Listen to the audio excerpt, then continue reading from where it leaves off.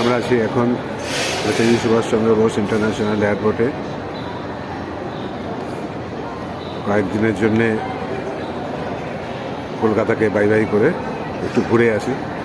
Netaji Subhash Chandra Bose international এয়ারপোর্টে তিনি দাঁড়িয়ে আছে। এদিকে এয়ারপোর্টে সব প্লেন দাঁড়িয়ে আছে।